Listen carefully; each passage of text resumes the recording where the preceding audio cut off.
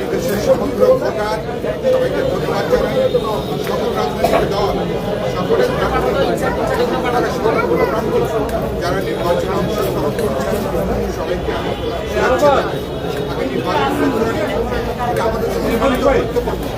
আমি বিশ্বাস করি একটা অবাধ, নিরপেক্ষ, বিশ্বাসযোগ্য, প্রতিদ্বন্দ্বিতাপূর্ণ পরিবেশে আগামী 12ই ফেব্রুয়ারি দেশের 12 কোটি 76 লক্ষ ভোটাররা তাদের ভোটাধিকার তারা প্রয়োগ করবেন, তাদের তারা নির্বাচিত করবেন।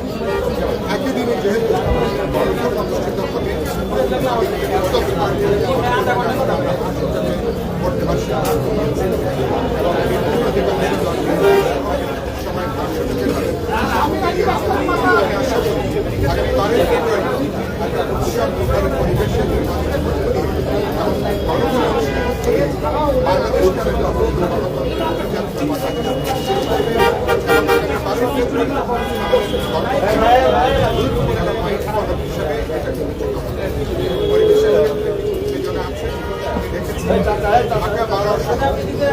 আমি কোন সুনির্দিষ্ট নাম উল্লেখ না করে বলতে চাই, কিছু কিছু ক্ষেত্রে আমাদের 12 আসনে আমরা জানি আমি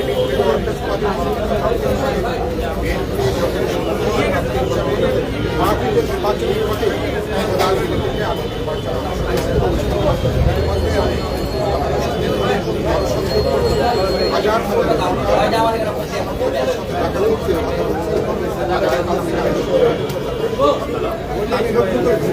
বেশ কিছু অঞ্চলে কিছু কিছু চাপ প্রয়োগ করা হচ্ছে।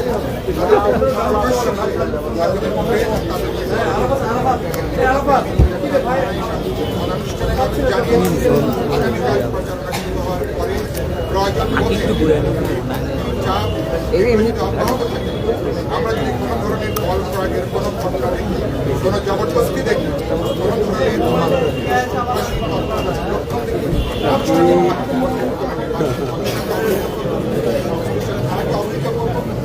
আমি পরিষ্কার করে বলতে চাই, এত বড় একটা জাতীয় নির্বাচন এখনো পর্যন্ত অধিকাংশ অবৈধ অস্ত্র জানেন এবং সরকারের উচিত ছিল বহু আগেই অবৈধ অস্ত্রগুলো অপারেশন করে এগুলোকে সরকারের আয়ত্তে নেওয়া। সরকার 21শে জানুয়ারির মধ্যে বৈধ অস্ত্র তারা জমা দেওয়ার জন্য তারা বলেছে। সেটা কি পরিস্থিতি আমি জানি না। গুরুত্বপূর্ণ হচ্ছে ইতিমধ্যে মর্মান্তিক হত্যাকাণ্ড এবং মামলা তাদের ভোটারদের মধ্যে যেমন একটা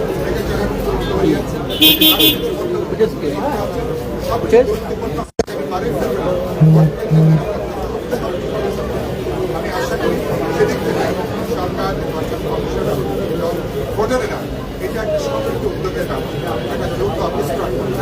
আমি আশা করতে চাই চ্যালেঞ্জ আছে, যেহেতু আমরা প্রত্যেকেই 12ই ফেব্রুয়ারি নির্বাচন চাই, গণভোট চাই, দেশের গণতান্ত্রিক ধারা বিষয়ে যাত্রা করতে আমরা একটা রাজনৈতিক নেতৃত্ব চাই, আমরা একটা প্রতিনিধিত্ব পার্লামেন্ট চাই। আশা করি সবাই ব্যাপারে আমরা কাজ করতে পারবো।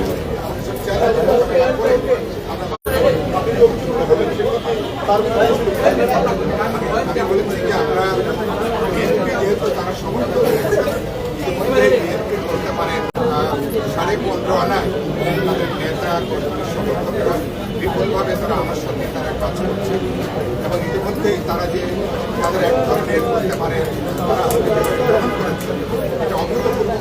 আমি তাদের প্রতি কৃতজ্ঞ।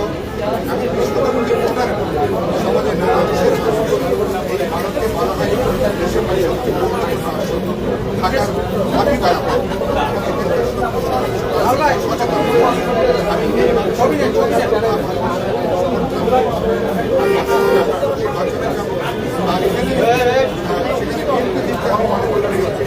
রাজনৈতিক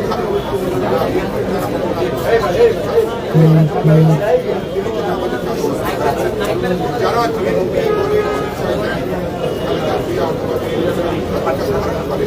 তাদের উপর থেকে নিজ পর্যন্ত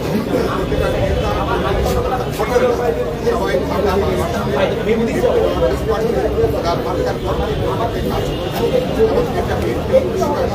ইতিমধ্যে আমি তাদের সে তৎপরতা আমাদের আমি তাদেরকে ধন্যবাদ জানাই।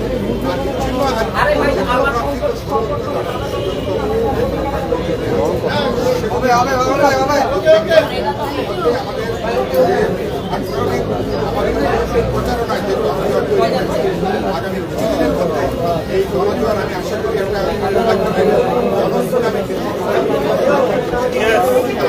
ঠিক আছে